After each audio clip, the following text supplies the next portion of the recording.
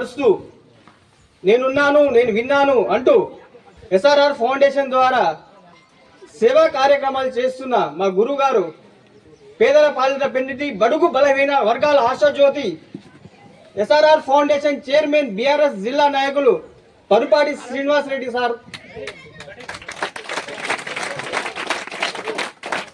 ప్రభుత్వ పాఠశాలలు దీనావస్థ స్థితిలో ఉన్నాయని, ఆ పిల్లలకు క్రమశిక్షణ కలిగి ఉండాలనే ఉద్దేశంతో కనీసం వాళ్లకు బట్టలు, షూస్, టైలు ఇవ్వాలనే ఉద్దేశంతో ఎస్ఆర్ఆర్ ఫౌండేషన్ రాయపర్తి మండలంలో పలు గ్రామాలలో కూడా, అన్ని గ్రామాలలో కూడా సీట్ వచ్చింది కానీ చదువుకుంటానికి డబ్బులు లేవు బాబుకు.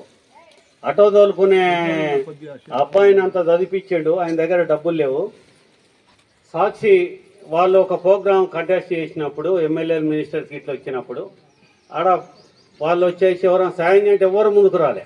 ఆ ఎస్ఆర్ఆర్ ఫౌండేషన్ నుంచి నేను ఆ పిల్లగాని దత్తత చేసుకొని నేను పర్ ఇయర్ వచ్చేసి 1 lakh అవుతుంది. అట్లా ఒక 20 members పిల్లలను, సరే నాకున్న దాంట్లో నేను ఒక 30% 40% ఇటువంటి సేవా కార్యక్రమాలకు పెట్టుకొని చేయడం జరుగుతుంది.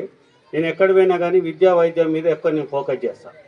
నేను సంపాదించిన దాంట్లో కూడా హెల్త్ పరంగా బాగాలేకున్నా కానీ, లేకుంటే ఈ ఎడ్యుకేషన్ పరంగా కానీ, లేకుంటే ఈ ఫీజులు కట్టుకోలేని మంచి పొజిషన్కి వచ్చి ఎంబీబీఎస్కు చదవడానికి కూడా అన్ని అర్హతలు ఉండి, వాళ్ళు పేదవాడుగా పుట్టడమే తప్పు అన్నట్టు ఈ లోకంలో, వాళ్ళంతా మంచి పొజిషన్లో మంచిగా చదువుకొని ఉన్నా కానీ పొజిషన్ బాగాలేకపోవడం వల్ల వాళ్ళు ఫీజులు కట్టుకోలేని పరిస్థితులు చాలామంది పిల్లలు ఉన్నారు.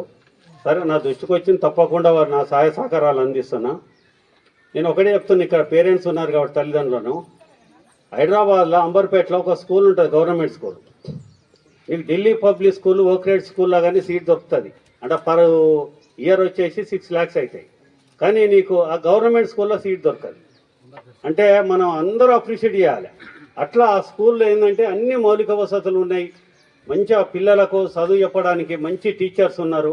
అంటే ప్రతి స్కూల్లో మంచి టీచర్సే ఉంటారు. ఉన్న రోగం వల్ల గవర్నమెంట్కు మౌలిక వసతులు కల్పించకుండా పట్టించుకోకపోవడం, స్కూళ్ళను వాళ్ళను వదిలిపెట్టేసి వాళ్ళు ఎంతసేపు ఎంత మిగులుతుంది, ఎంత తీసుకుపోదాం అన్న ఆలోచన తప్ప, లక్షల జీతాలు తీసుకోవడం తప్ప ఆ పేరెంట్స్ ఇప్పుడు ఎందుకంటే వీళ్ళు భారత పౌరులు, వీళ్ళు ఎదిగి ఒక దేశానికో డాక్టరో, ఇంజనీరో, సైంటిస్టో వాళ్ళు మన దేశాన్ని పేరు నిలబెట్టేటోళ్ళు. ఈ రాజకీయ నాయకులు వీళ్ళ వల్ల ఏది కాదు, ఒక యువతరం వల్లనే ఏదైనా జరుగుతుంది. స్కూళ్ళ మీద గవర్నమెంట్ కూడా శ్రద్ధ పెట్టేసి అన్ని రకాల, ఇప్పుడు ఈ గోడలు కానీ, మీరు అన్నట్టు గేటు కానీ, టాయిలెట్స్ కానీ, వాళ్ళకి వాటర్ ఫిల్టర్ కానీ, ఆర్వో వాటర్ ఫిల్టర్ కానీ.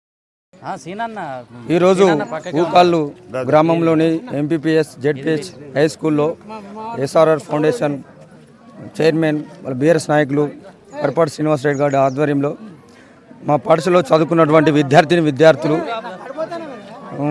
వారి కోరిక మేరకు ఈరోజు మా గ్రామానికి విచ్చేసి ప్రతి ఒక్క విద్యార్థికి షూసు, డ్రెస్సులు, మన సాక్సు ప్రతి విద్యార్థికి అందజేయడం జరిగింది. ఈ కార్యక్రమంలో విద్యార్థులు, గ్రామస్తులు, పెద్దలు, మహిళా సంఘాలు, యువజన నాయకులు పేరున ఈ యొక్క కార్యక్రమాన్ని విజయవంతంగా చేశారు. ఇలాంటి కార్యక్రమాలు సీనన్న ప్రతి విలేజ్లో, ప్రతి వ్యవస్థకు చాలా మంచి చేస్తున్నారు. వారికి భగవంతుడు అన్ని వేళలా అన్ని సమకూర్చి ఇంకా 10 మందికి సాయం చేసే విధంగా మంచి జరగాలని మా అందరి గ్రామ ప్రజల తరపున, రాయపర్తి మండల ప్రజల తరపున, రాష్ట్ర ప్రజల తరపున ఆ భగవంతుని కోరుకుంటాను. థ్యాంక్ యూ, ధన్యవాదాలు. ఈరోజు మా గ్రామ పాఠశాలకు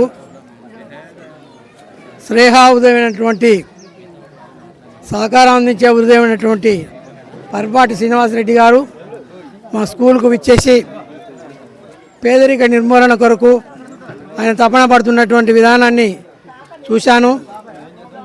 ఎప్పుడైతే పేదల దగ్గర పేదరికం పోవాలనో అది విద్యతోనే సాధ్యమవుతుంది. కాబట్టి ఫస్ట్ స్కూల్ అనే డెవలప్ చేయాలి, వాళ్ళ మౌలిక సదుపాయాలు కల్పించాలనే ఉద్దేశంతో ఈ గ్రామానికి వచ్చి మన దుస్తులు, మన డ్రెస్సులు కానీ, టైలు కానీ, ఇక మౌలిక వసతులు స్కూల్లో ఉన్నటువంటి అన్నిటి కూడా పూర్తిగా సహాయ సహకారాలు అందిస్తానని ప్రామిస్ చేయడం జరిగింది.